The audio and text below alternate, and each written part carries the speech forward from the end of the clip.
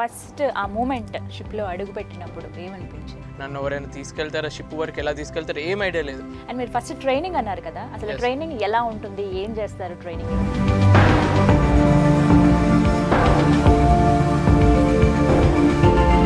Ship గురించి మాట్లాడుకుంటే so exactly మీ work ఏంటండి, ఏం చేస్తారు? సార్ మెరైన్ ఇంజనీర్ అంటే అర్థం ఏంటి అసలు?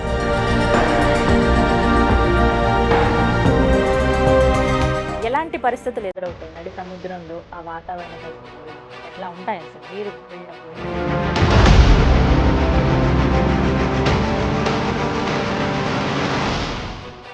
నమస్తే, వెల్కమ్ టు సుమన్ టీవీ. ప్రస్తుతం మనతో పాటు 12 సంవత్సరాలుగా మెరైన్ ఇంజనీర్గా పనిచేస్తున్న రాజశేఖర్ గారు ఉన్నారు. వారితో మాట్లాడి సముద్రంపై ప్రయాణం అసలు ఎలా ఉంటుంది, ఓడలో ఉన్నప్పుడు వాళ్ళు ఎదుర్కొన్న సమస్యలేంటి, అలాగే వారి అనుభవాలేంటి, ఇవన్నీ వారి మాటల్లో విని తెలుసుకుందాం. రాజశేఖర్ గారు నమస్తే అండి. నమస్తే. Merchant navy engineer, salute you. సరే. ఎప్పుడో కానీ రాదా అవకాశం? మీరు జస్ట్ కొన్ని రోజులు మాత్రమే ల్యాండ్ మీద ఉంటారు, భూమి మీద ఉంటారు కాబట్టి సో ఆ ఛాన్స్ మాకు దొరికింది. Thank you so much interview accept చేసినందుకు ముందుగా. సో చాలా విషయాలు తెలుసుకోవాలనుకుంటున్నాం. అసలు సముద్రంలో ఎలా ఉంటుంది, షిప్స్, ఈ జర్నీ, మీ జాబ్, ఇవన్నీ మాకు కొంచెం డీటెయిల్గా ఎక్స్ప్లెయిన్ చేస్తే happy. So first of all అసలు ఎలా వెళ్ళారు మీరు ఈ జాబ్కి? నాదో డిఫరెంట్ స్టోరీ. నాకు ఇంజనీరింగ్, మెకానికల్ ఇంజనీరింగ్ అయిపోయింది. అందరు గవర్నమెంట్ జాబ్స్కి అప్లై చేస్తున్నట్టే నేను అప్లై చేశాను. అప్పుడు షిప్పింగ్ కార్పొరేషన్ ఆఫ్ ఇండియా అని గవర్నమెంట్, సెంట్రల్ గవర్నమెంట్ కంపెనీ. అందులో జీతాలు ఎక్కువ ఉన్నాయి అనమాట. 70,000 పర్ మంత్ వస్తుంది అని ఉంది. ఆ టైంలో అంత జీతాలు మెకానికల్ ఇంజనీర్ వాళ్ళకి ఎక్కడా లేదనమాట. సో ఏదో బాగుంది, అప్లై చేద్దామని చెప్పి, అసలు ఏంటో జాబ్ తెలీదు, జీతం చూసి అప్లై చేశాను. అప్లై చేసిన తర్వాత సెలెక్ట్ అయ్యాను. రిటర్న్ ఎగ్జాము, అప్పటికి నేను క్యాట్ ఎగ్జామ్కి ప్రిపేర్ అయ్యాను. నాకు ఆ ప్రిపరేషన్ అంతా, ఎగ్జామ్లో ఏమేమి ఉంటాయి అవన్నీ మంచిగా అటెండ్ అయ్యాను. ఏదో పడుకున్నాను ఒకరోజు, మా డాడీ రిజల్ట్ వచ్చిందిరా, shipping corporation of India result, నువ్వు సెకండ్ ర్యాంక్లో ఉన్నావు, ఆల్ ఇండియా లెవెల్లో సెకండ్ ర్యాంక్ వచ్చింది నీకు అని అంటే నేను షాక్ అయినా. నేను సెకండ్ ర్యాంక్ రావడం ఏంది అంటే నేను అనుకున్నా, అంటే ఆ రోజు 3 ఎగ్జామ్స్ జరిగాయి అనమాట. వేరే సెంట్రల్ గవర్నమెంట్, బీపీఎస్సీఏలు అలా 3 ఎగ్జామ్స్ జరిగితే అందరు వాటికి వెళ్ళారు. షిప్పింగ్ ఓడ వెళ్తారులే అని కొంతమంది వెళ్ళిండు. ఆ కొంతమందిలో నాకు సెకండ్ ర్యాంక్ వచ్చేవరకు అలా సెలెక్ట్ అయ్యాను ఎట్ లాస్ట్. అక్కడ కంపెనీకి వెళ్ళి ఇంటర్వ్యూలో వాళ్ళు అడిగిన అనమాట నన్ను, నీకు జాబ్ గురించి తెలుసా, ఇలా 6 నెలలు నువ్వు షిప్లోనే ఉండాలి, అది జాబ్. ఫస్ట్ టైం వాళ్ళు అలా అన్నప్పుడు వాళ్ళ ముందు నాకు నిజం చెప్పాలంటే తెలీదు, 6 మంత్స్ అలా షిప్లో ఉండాల్సి వస్తుందని తెలీదు. ఆయన వాళ్ళ దగ్గర అలా చెప్తే ఇంటర్వ్యూలో సెలెక్ట్ కానేమో అని చెప్పి కాన్ఫిడెంట్, తెలుసు 6 మంత్సే కదా షిప్లో ఉంటానని చెప్పి కాన్ఫిడెన్స్ చూపెట్టి ఏదో విధంగా సెలెక్ట్ అయ్యాను. తర్వాత 1 ఇయర్ కొచ్చిన్ షిప్ యార్డ్కి వెళ్ళి ట్రైనింగ్ చేశాను. Mechanical engineering 4 years plus 1 year marine engineering చేసిన తర్వాత ఫస్ట్ టైం షిప్లోకి వెళ్ళాను. సో అలా జర్నీ స్టార్ట్ అయింది. అంటే నేను అడుగు పెట్టింది తెలియకుండానే, ఒక షిప్లో వర్క్ చేయాల్సి వస్తుందని తెలియకుండా. మెరైన్ ఇంజనీర్ అంటే నేను అనుకున్నా సముద్ర తీరంలో ఒక పోర్ట్లో ఇంజనీర్ అనుకున్నా, కానీ ఇలా షిప్లో వెళ్తానన్న విషయం నాకు తెలియదు. కానీ సెలెక్ట్ అయిన తర్వాత బాగా అనిపించింది. సో ఫస్ట్ ఆ మూమెంట్ షిప్లో అడుగు పెట్టినప్పుడు ఏమనిపించింది? ఫస్ట్ ఒక సింగపూర్ పోర్ట్లో వెళ్ళాను. ఎయిర్పోర్ట్లో బయటికి దిగ్గానే ఫస్ట్ టైం అట్లా బయట కంట్రీకి వెళ్ళాను. నన్ను ఎవరైనా తీసుకెళ్తారా, షిప్ వరకు ఎలా తీసుకెళ్తారో ఏం ఐడియా లేదు. ఒకటి ఇలా రాజశేఖర్ అని పెట్టి బోర్డు పెట్టుకొని ఉన్నాడు. సరే నా పేరు కనిపించింది కదా, అక్కడికి వెళ్ళాను. వాళ్ళు ఒక టగ్ బోట్లో నన్ను సింగపూర్, ఎక్కడైతే యాంకర్ అయ్యి ఉంటుంది పెద్ద షిప్, అక్కడ మామూలు షిప్ అనుకున్నాను. ఫస్ట్ టైం అంత పెద్ద షిప్ చూడడం, యాంకర్ అయ్యి ఉంది సముద్రం మధ్యలో. అక్కడి వరకు చిన్న బోట్ వెళ్ళింది. షిప్ దగ్గరికి వెళ్తుంటే అది ఒక పెద్ద కొండలాగా కనిపించింది.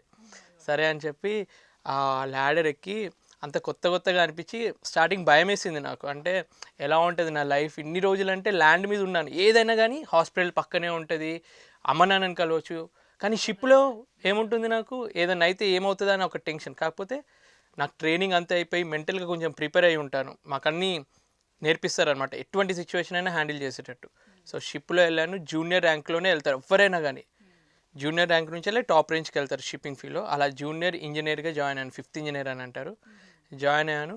మెల్లమెల్లగా ప్రమోషన్స్ తీసుకుంటూ ఇప్పుడు 2nd ఇంజనీర్ అని చెప్పి మేనేజ్మెంట్ లెవెల్లో చీఫ్ ఇంజనీర్ అన్నిటికన్నా పెద్ద పొజిషన్ ఇంజనీరింగ్ లెవెల్లో. దాని కింద 2nd ఇంజనీర్. ఇప్పుడు ఆ 2nd ఇంజనీర్ని ఆల్రెడీ నాకు లైసెన్స్ ఉంది, చీఫ్ ఇంజనీర్ అయ్యే లైసెన్స్. నాకు తెలిసి నెక్స్ట్ షిప్లో కానీ ఆ నెక్స్ట్ షిప్లో చీఫ్ ఇంజనీర్ అయ్యే ఛాన్స్ ఉంటుంది. అంటే ఇప్పుడు 3 పొజిషన్ ఇంకోటి యాడ్ చేస్తే అది హైయెస్ట్ పొజిషన్ అవుతుంది.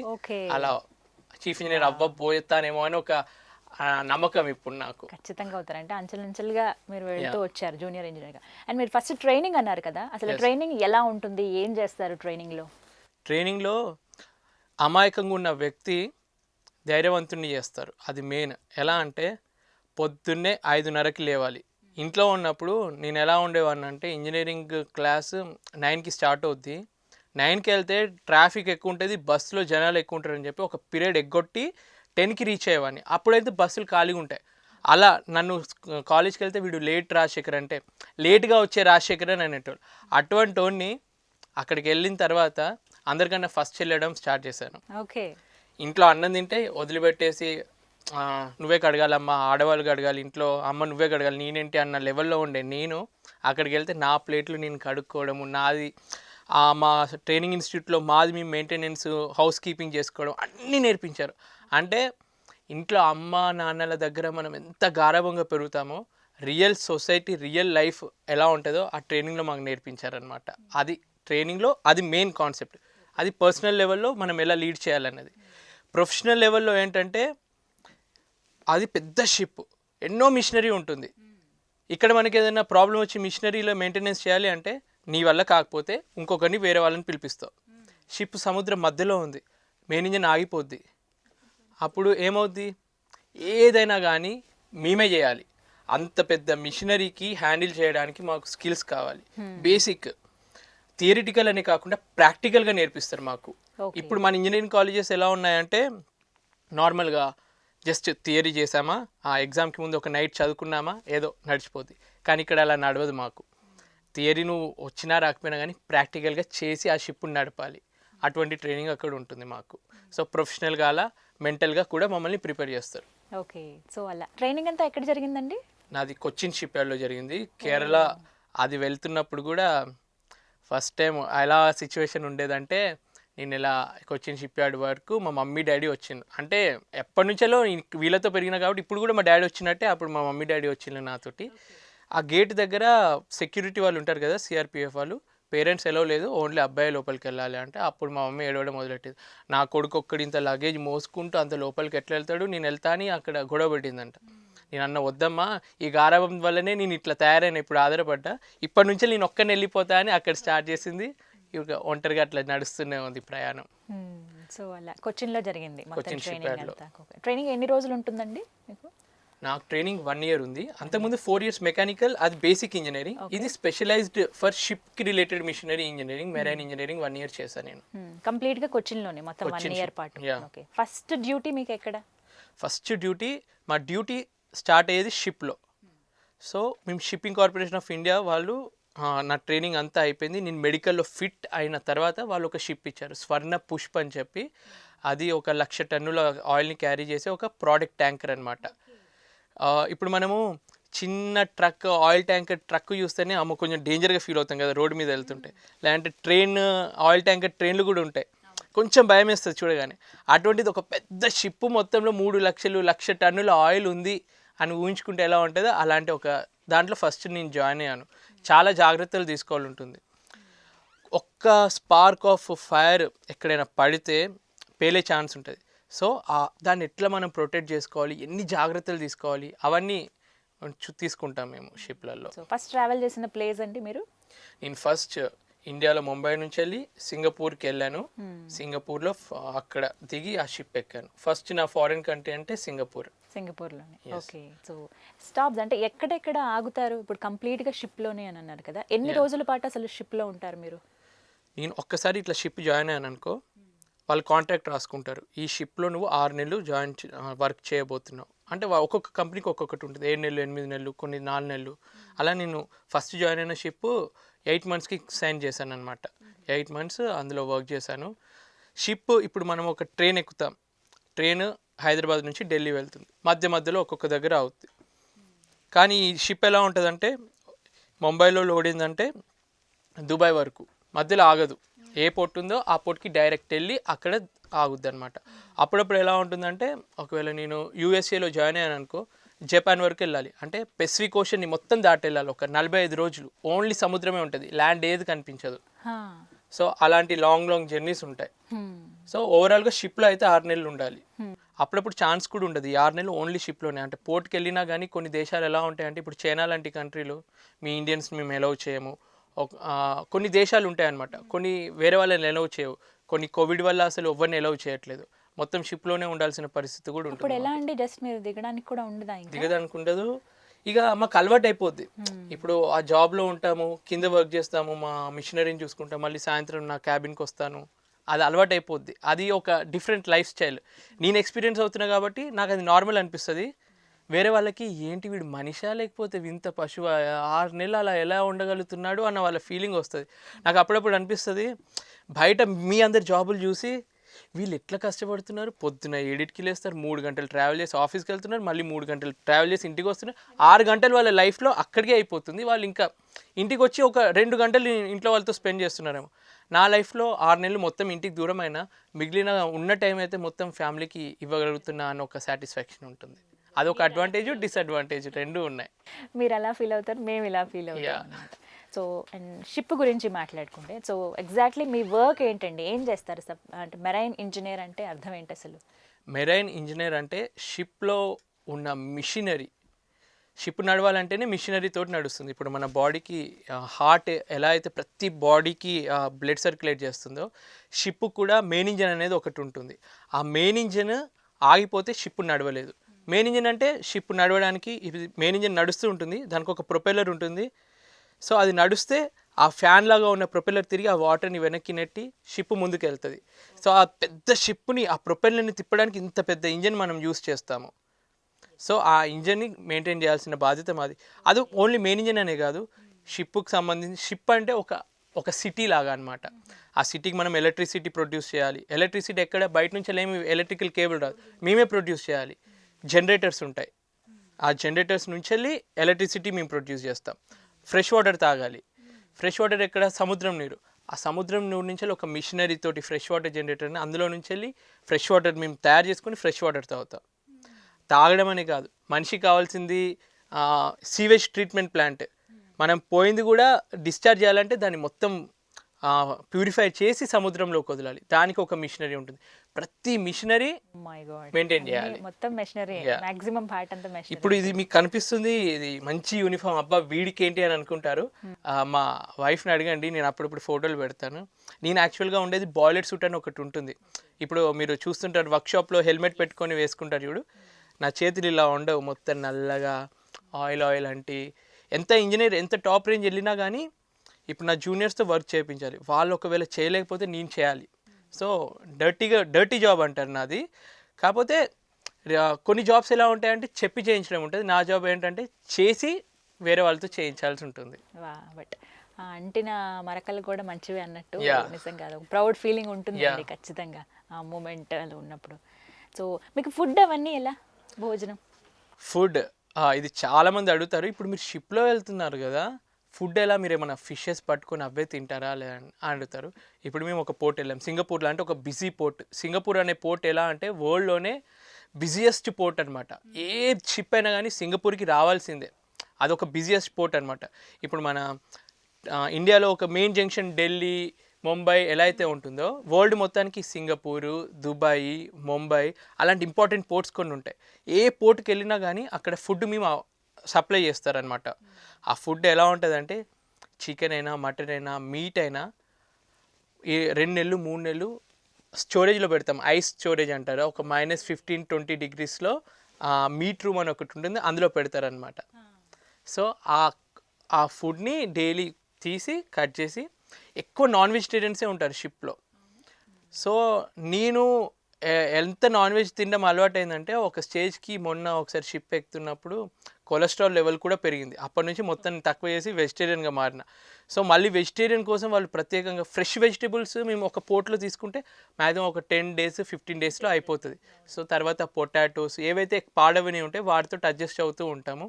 సో మెయిన్గా ఏంటంటే ఒక పోర్ట్లో మేము అంతా తీసుకుంటాము, అవి 2 నెలలు సరిపోయేంత వరకు వాడతాము, మళ్ళీ ఇంకో పోర్ట్లో వెళ్తాం. అప్పుడప్పుడు కొన్ని క్రిటికల్ సిచ్యువేషన్స్లో మేము అనుకుంటాం 2 నెలల్లో వెళ్తాం తీసుకుంటాం అని, కానీ ఆ పోర్ట్ దొరకదు.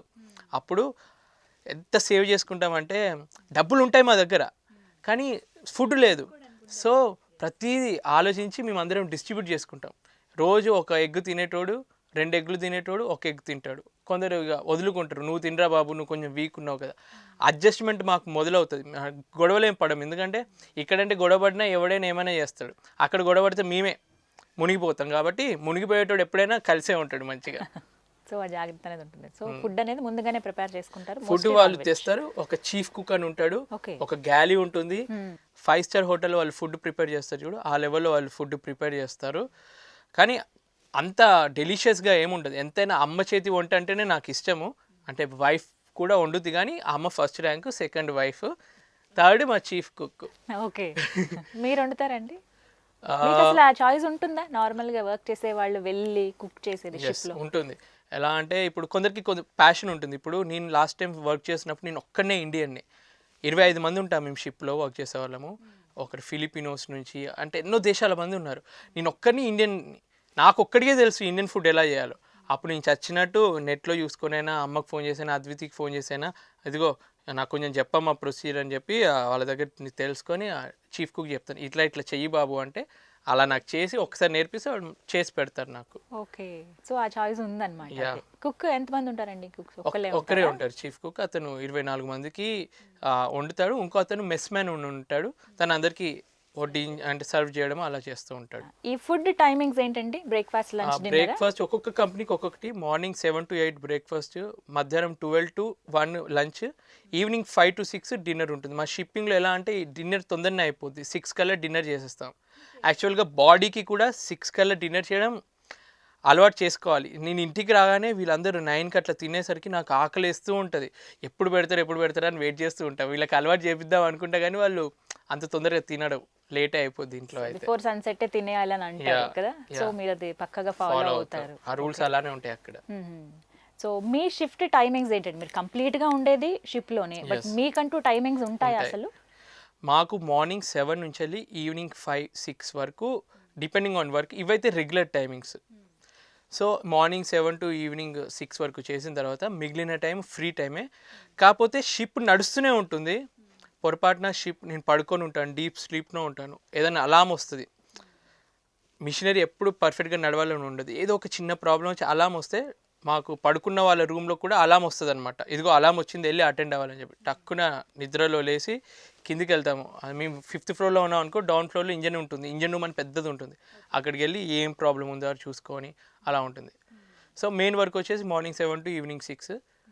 ముగ్గురం ఇంజనీర్స్ ఉంటాం ఇట్లా మెయింటెనెన్స్ గురించి, second engineer, third engineer, fourth engineer. ఒక్కొక్క రోజు ఒక్కొక్క నైట్కి ఒక్కొక్కరం ఉంటాం రెస్పాన్సిబిలిటీ. అట్లా నైట్ ఏదైనా ప్రాబ్లం వస్తే వాళ్ళు ఆ నైట్ కూడా చేయాల్సి ఉంటుంది. ఓకే, అందరికీ ఇదేనా అండి టైమింగ్? ఇది జనరల్ మెర్చెంట్ నేవీ షిప్స్లో ఇదే టైమింగ్ ఉంటుంది. ఓకే, ఇది నైట్ పూట ఇంజన్ రూమ్ని లాక్ చేసి పడుకోవడానికి అన్మ్యాన్డ్ షిప్ అని అంటారు. అంటే రాత్రిపూట మనం పడుకోవచ్చు, ఎవరు ఇంజన్ రూమ్లో లేకుండా షిప్ నడుస్తుంది. అట్లాంటి షిప్పులు ఇప్పుడు మోడర్న్ టెక్నాలజీతో ఉన్నాయి. పాతకాలం షిప్పులు ఎలా అంటే అన్ని రిపేర్లు జరుగుతూ అసలు ఇంజన్ రూమ్ నుంచి బయటకు వచ్చామనుకో ఏం ప్రాబ్లం అవుతుందని భయంకరంగా ఉన్న షిప్లకు మాత్రం 24 hours వర్క్ చేయాల్సి ఉంటుంది. అంటే ఒక అతను 4 hours వర్క్ చేస్తే ఇంకో అతను 4 hours, అట్లా 4 hours షిఫ్ట్ లాగా వర్క్ చేస్తాం. ఓకే, ఎంత ఉంటుందండి అసలు ship length and width? Ship ఇక్కడ నుంచి మొదలవుతే ఒక 350 meters. ఇక్కడ నేను కూర్చున్నాను, నా ముందట 350 meters ఎంత ఉందో అలాంటి సైజులో ఉంటుంది షిప్. 350 meters పొడుగు, 60 meters విడుతుంటుంది. ఇక డెప్త్ అనేది కూడా ఒక 40 meters డెప్త్ ఉంటుంది. సో అదొక చిన్న ఒక స్ట్రీట్ లాగా అనుకోవచ్చు. అది కాదు, ఒక సెపరేట్ ప్రపంచమే మీకు, కదులుతున్న ప్రపంచం. నిజమే అది. అండ్ ఇంకా ఇక్కడ జరిగే కొన్ని ఇష్యూస్ గురించి మాట్లాడుకుంటే, సముద్రంలో కూడా దొంగతనాలు జరుగుతాయి అని వింటున్నాం, మేము విన్నాం కూడా చాలాసార్లు. అసలు అలా జరుగుతాయా? ఏ సందర్భాల్లో జరుగుతాయి? ఇప్పుడు ఇండియా మామూలుగా డెవలప్డ్ కంట్రీ. కొన్ని కంట్రీస్ ఎలా ఉంటాయంటే సొమాలియా, కొన్ని వెనుజులా, కొన్ని దేశం పేరు చెప్పగానే వాళ్ళ దేశంలో పావర్టీ ఉంది, వాళ్ళకి ఎంతో అవసరం ఉంది, డబ్బు ఉంది, వాళ్ళకి వేరే ఆప్షన్స్ లేదు. ఏదైతే బ్యాక్వర్డ్ కంట్రీస్ ఉన్నాయో వాళ్ళకి ఇవి ఒక ఆప్షన్ లాగా అనిపిస్తాయి. ఒక షిప్ రాగానే ఎలా దోచుకుందాము, ఎలా హైజాక్ చేద్దాము. కొన్ని సింపుల్ దొంగతనాలు ఉంటాయి, వాళ్ళు తెలియకుండానే షిప్లోకి వచ్చేస్తారు. ఇప్పుడు షిప్ ఒక పోర్ట్లో ఆగి ఉంది, అది యాంకర్ అయి ఉంది, ఒక రోప్ తోటి కట్టు ఉంచుతారు షిప్స్ని. సో రాత్రి ఎవరో ఒకరు ఆ రోప్ ద్వారా వచ్చి షిప్ లోపలికి వచ్చి షిప్ లోపల ఉన్న ఐటమ్స్ దొంగతనం చేసి అలా వెళ్తే సిర్ఫ్ ఓన్లీ మనీ దొంగతనం అట్లా అనుకోవచ్చు. అలా కూడా కొన్ని వస్తారండి? అలా కొందరు వస్తారు. Okay. అప్పుడు జాగ్రత్తగా ఉండాలి. ఎవరైనా దొంగలు వచ్చినా కానీ మేము ఏమి అడ్డు చెప్పాం. మా బాధ్యత ఏంటంటే షిప్ను నడిపించడం. దొంగలు వస్తే ఫైట్ చేయడము, వాళ్ళని అడ్డుకోవడము అది మా పని కాదు. మా ప్రాణాల మీదకి ఏ తెచ్చుకోము. జస్ట్ వాళ్ళు వస్తే ఓకే నీకు ఇది కావాలా వాడికి ఇచ్చి పంపడమే, తర్వాత దాన్ని కేస్ చేయడం అట్లాంటివి చేస్తాం. కానీ మేము వాళ్ళని హీరోలాగా సినిమాలలో చూపెట్టినట్టు నువ్వు వచ్చావురా నేను కొడతా నిన్ను చేస్తా అన్నట్టు ఉండదు. మా పని మేము చూసుకోవడం. అలా దొంగలు చాలా మటుకు రారు. ఒకవేళ వచ్చినా భయపడతాం మేము కూడా, ఎందుకంటే ఎవడైనా మనుషులు భయపడాల్సిందే. ఎందుకంటే వాడి దగ్గర ఏముందో మన దగ్గర తెలీదు. వాడి అవసరానికి వాడు వచ్చాడు, వాడికి ఏది కావాలి ఇస్తామో ఇచ్చి పంపించేస్తాము. ఇవి చిన్నవి. మ్యాక్సిమం పైరేట్స్ అని విన్నారా మీరు? పైరేట్సీ అనేది ఒక మేజర్ ఇష్యూ. ఒకప్పుడు చాలా ఉండేది పైరసీ. ఆ ఏరియా నుంచి వెళ్ళి వెళ్తున్నామంటే మా దగ్గర నుంచి పర్మిషన్ తీసుకుంటారు. మీకు ఇష్టమేనా ఈ పైరేట్ జోన్ నుంచి వెళ్ళి మన షిప్ వెళ్తుంది, మీరు దిగాలనుకుంటే షిప్ దిగండి, లేదంటే మీరు క్రాస్ చేయాలనుకుంటే క్రాస్ చేయండి అని పర్మిషన్ అడుగుతారు. సరే మేము వెళ్తాంలే అని అన్నాం అనుకో, వెళ్ళాల్సే వస్తుంది మ్యాక్సిమం, ఎందుకంటే షిప్లో ఉన్నాం కాబట్టి ఇక వెళ్తాము. ఆ క్రాస్ వెళ్తున్నప్పుడు వాళ్ళు ఎక్స్ట్రా ప్రొటెక్షన్ ప్రొవైడ్ చేస్తారు.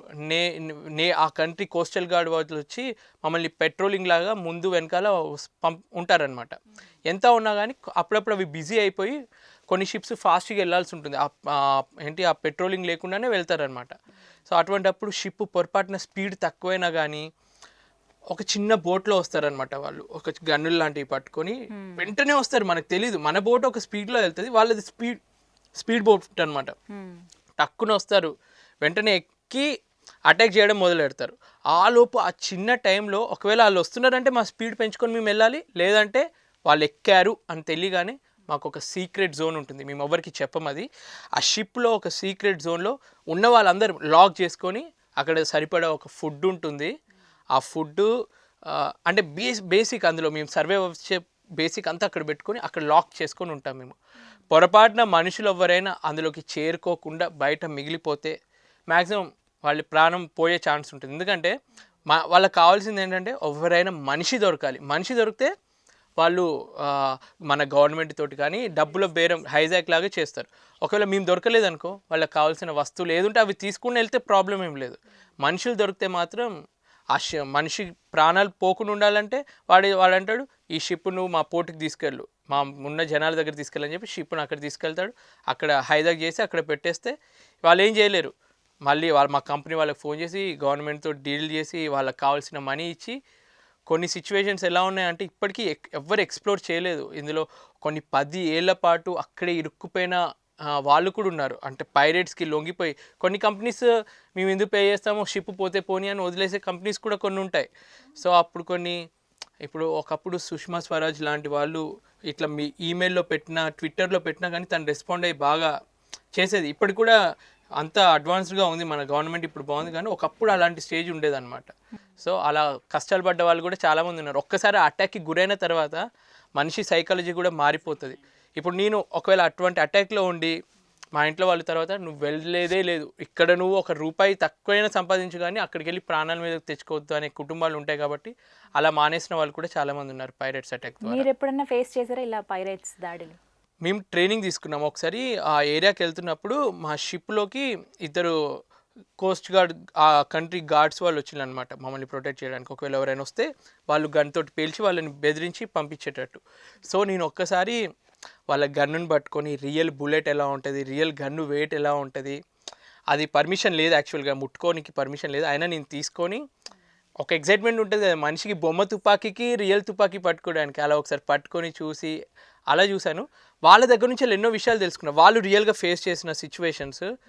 ఒక షిప్లో ఎలా జరిగిందంటే వాళ్ళు సడన్గా వచ్చేసారు, వీళ్ళు అటాక్ చేయడానికి ట్రై చేసిండ్రు. కానీ వాళ్ళు ఎక్కువ మంది ఉండేసరికి ఒక అతని గాయాలైపోయి లోపలికి వచ్చాడు. అందరు కలిసి ఒక సేఫ్ జోన్లోకి వెళ్ళిపోయి ఆ సేఫ్ జోన్కి ఒక ప్రొటెక్షన్ డోర్ ఉంటుంది అనమాట. మామూలు ఒక డోరు, దాని మీద ఇంకో డోర్ ఉంటుంది స్టీల్ తోటి. బుల్లెట్తో కొట్టినా కానీ అది ఏం అవ్వదు అనమాట. వాళ్ళు ఎంత తెలివైన వాళ్ళంటే వాళ్ళు ఆరితేరిపోయిన అనమాట. వీళ్ళు ఒక ప్లేస్లో దాక్కుంటారు, ఇలాంటి ప్లేస్లో దాక్కుంటారు అని తెలిసి వాళ్ళు అక్కడికి వెళ్ళి పెద్ద పెద్ద డ్రిల్లింగ్ మిషన్స్ తీసుకొని డ్రిల్ చేసి ఒక చిన్న హోల్ తయారు చేసి గన్నుతోటి పేల్చిండ్రు అనమాట.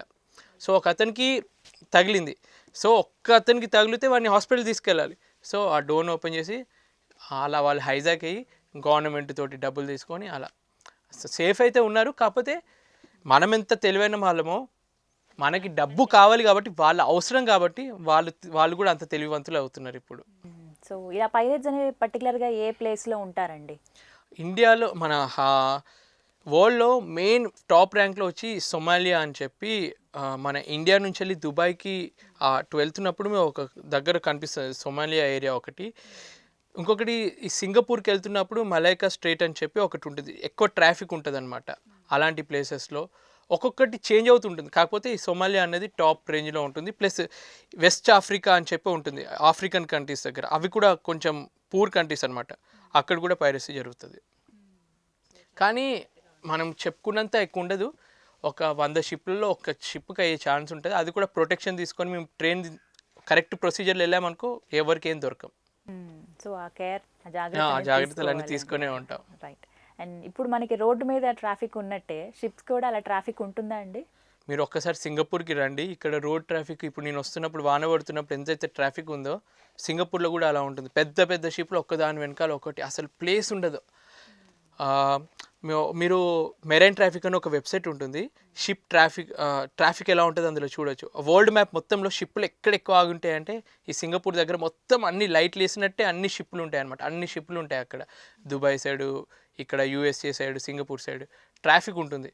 అంటే మరీ ఇరుక్కిరుకుగా టచ్ అయినట్టు ఉండవు. కాకపోతే మనకు తెలుస్తుంది సముద్రం ఇంత పెద్దగా ఉన్న ఇన్ని షిప్లు పక్కనే ఉన్నాయంటే అన్న లెవెల్లో ఉంటుంది సింగపూర్ దగ్గర. ఎంతసేపు పడుతుంది క్లియర్ అవ్వడానికి అవి? దీనికి ఒక ప్రొసీజర్ ఉంటుంది. ఒక పోర్ట్కి వెళ్తున్నామంటే అక్కడ ఒక పైలట్ వస్తాడు పర్టికులర్గా. మేము రెగ్యులర్గా ఉంటాము, ఒక పైలట్ పర్టికులర్గా ఆ ట్రాఫిక్ని హ్యాండిల్ చేయడానికి వస్తాడనమాట. దాన్ని హ్యాండిల్ చేస్తూ అక్కడ యాంకర్ చేయడము అవన్నీ. ఒక్కొక్క కంట్రీకి ఒక్కొక్కటి ఉంటుంది. ఒక 5-6 గంటలు మినిమం పట్టుద్ది ఆ ఏరియాకి రీచ్ అయ్యాము. పోర్ట్కి వెళ్ళేంతవరకు ఆ ట్రాఫిక్ నుంచి వెళ్ళుకుంటూ వెళ్ళడానికి ఒక 5-6 hours. Depend on that area, ఎంత ఏరియా కవర్ చేయాలి అన్న దాన్ని బట్టి ఉంటుంది. సూయజ్ కెనాల్ గురించి చెప్తూ ఉంటారు కామన్గా. యా, సూయజ్ కెనాల్ అన్నది ఇప్పుడు ఆఫ్రికా ఇంత పెద్దగా ఉంది. ఒకవేళ సూయజ్ కెనాల్ లేకపోతే ప్రతి ఒక్కరు ఈ ఆఫ్రికాని మొత్తం ఇట్లా క్రాస్ చేసి ఒక 30 రోజులు ట్రావెల్ చేయాలి. సూయజ్ కెనాల్ రావడం వల్ల ఒక రెడ్ సీని, మెడిటేరియన్ సీని, అంటే ఈ ఆఫ్రికా ఇటు యూరోప్ మధ్యలో చిన్న ఒక 8 గంటల్లో క్రాస్ చేసి వెళ్ళొచ్చు అనమాట. ఆ అద్భుతాన్ని, దాని వెనుక ఎంతో హిస్టరీ జరిగిందనమాట. మీరు కావాలంటే చూడొచ్చు. నేను దాని గురించి ఒక వీడియో కూడా చేశాను, తర్వాత మీరు చూడాలంటే చూడండి. ఆ కన్స్ట్రక్షన్ చేస్తున్నప్పుడు కొన్ని లక్షల మంది చనిపోయారు. అంత ఆపద జరిగిందనమాట. ఒక్క కెనాల్ని మనం తవ్వుతుంటే ఎన్నో ఆపదలు జరుగుతాయి. అలా అంత సాక్రిఫైస్ చేసి కట్టిన ఒక అద్భుతం అది. అది లాస్ట్ కాంట్రాక్ట్లో నేను 2 సార్లు వెళ్ళాను అనమాట సూయజ్ కెనాల్. ఏముంది సూయజ్ కెనాల్ అనుకున్నా కానీ వెళ్తే నాకు అర్థమైంది అది నిజంగా ఒక వరల్డ్ వండర్. ఇప్పుడు మనం మామూలుగా ఎక్కడైనా ఒక బ్రిడ్జ్ కట్టడం రోడ్డు మీద ఎవరైనా చేస్తారు. రెండు సముద్రాన్ని కలిపి ఒక బ్రిడ్జ్ అనమాట అది. మెడిటేరియన్ సీని, రెడ్ సీని మధ్యలో వెళ్తూ ఉంటే పక్కన అదొక ఈజిప్ట్లో ఉందన్నమాట అది. సో కొంచెం దూరంలో పిరమిడ్స్ కూడా ఉంటాయి. అది మనకు కనిపించదు కానీ కొంచెం అక్కడ ఆగి కనుక వెళ్తే పిరమిడ్స్ వరకు కూడా వెళ్ళొచ్చు. సూయజ్ కెనాల్ అది మనం ఇప్పుడు నేను చూస్తే మీకు వీడియో ఒకవేళ కావాలంటే మీరు వీడియో చూడండి, అర్థమవుతుంది ఎంత అద్భుతంగా ఉంటుందో. ఫుటేజ్ ఒక్క షిప్ క్రాస్ చేయాలంటే 10 కోట్లు. ఆ 8 గంటలు మా షిప్ అంత కట్టి అది క్రాస్ చేయాలి ఉంటుంది. ఎందుకంటే అంత లాభం. 30 రోజుల సేలింగ్ని వాళ్ళు కవర్ చేసి 8 గంటలు వెళ్తున్నారు కాబట్టి వాళ్ళు అంత ఛార్జ్ చేస్తారు. వాళ్ళ దేశం ఎకానమీ సూయజ్ కెనాల్ వల్ల నడుస్తుంది. సూయజ్ కెనాల్ మూతబడితే ఆ దేశం ఉండదు. అంత లాభం వస్తుంది సూయజ్ కెనాల్ వాళ్ళకి. అక్కడ రష్ ఉంటుందా అండి? అక్కడ ఎలా అంటే ఒక రోజు ముందే బుక్ చేసి పెట్టుకోవాలి. ఈ రోజు మేము వస్తున్నాము, 4 గంటలకి ఆ ఎంట్రీ పాయింట్ దగ్గర మేము ఉండాలి. ఉన్న తర్వాత వాళ్ళు ఒక పైలట్ వస్తాడు, సరే అని 8కి అట్లా స్టార్ట్ అవుతుంది మా ఊరి. మళ్ళీ ఈవినింగ్ 6 వరకు వెళ్తుంది అనమాట. ఒక్క షిప్ వెనకాల ఒక షిప్ ఎంటర్ అవుతూ ఉంటుంది. ఇట్లా వెళ్ళి మళ్ళీ ఎగ్జిట్ అవుతుంది అనమాట. అదొక స్పెషలైజ్డ్ ట్రైనింగ్ వాళ్ళకి. ఒక్కొక్క షిప్ మీరు వినే ఉంటారు, ఒకసారి సూయజ్ కెనాల్ మధ్యలో ఒక షిప్ ఇరుక్కుపోతే ప్రపంచం మొత్తం అల్లలాడిపోయింది కదా. ఇప్పుడు హార్ట్ బ్లాక్ వస్తే హార్ట్ అటాక్ ఎలా వస్తుందో అలా వరల్డ్కి హార్ట్ అటాక్ వచ్చింది అప్పుడు. ఎందుకంటే 90% వరల్డ్లో ట్రాన్స్పోర్టేషన్ షిప్ ద్వారానే అవుద్ది. మరి ఏరోప్లేన్లో చేయొచ్చు కదా, ఫాస్ట్గా అవుతుంది కదా అంటే అది కాస్ట్. ఆ కాస్ట్ తోటి మనం బిజినెస్ చేయలేము. ఏదైనా పెద్ద ప్రోడక్ట్ షిప్ తోటి వెళ్తేనే చాలా తక్కువ ప్రైస్ తోటి వెళ్ళిపోతుంది. సో అందరికీ 90% షిప్లలో ట్రాన్స్పోర్ట్ చేస్తారు. సో అటువంటిది మెయిన్ సూయేజ్ కెనాల్లో అది ఆగిపోయేసరికి ఒక వారం రోజుల పాటు బిజినెస్ అంతా స్తంభించిపోయింది. సో అంత క్రూషియల్ అనమాట.